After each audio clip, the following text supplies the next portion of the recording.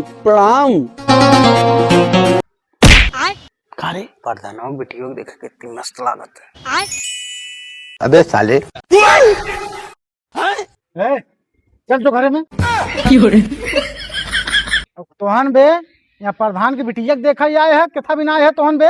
प्रधान जी आप कोर्ट देख जिताए लेकिन आप कौनो काम ढंग से नहीं करते न। कौन काम ढंग नहीं करते न प्रधान। 2 साल के बाद हॉस्पिटलों बनवाया है तो अपने बाबू के लिए आई गए आँख खुलवाई। देखा तही उनमें डॉक्टर न मरीज क्यों न देखा तही पेशेंट साणु ही बैठा है। तोरे बाबू कुमरिया के तनी भाई बा। अरे इनकरे बाबू कुमार 80 साल बा।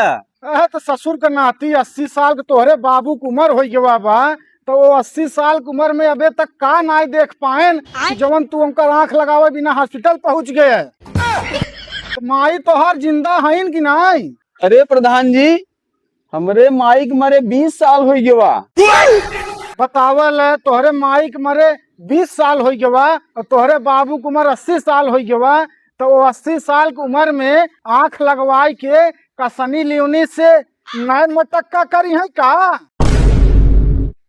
दुआरे से दोबारा ससुर कह रहा गोड़ काट ले तोहार सबे के।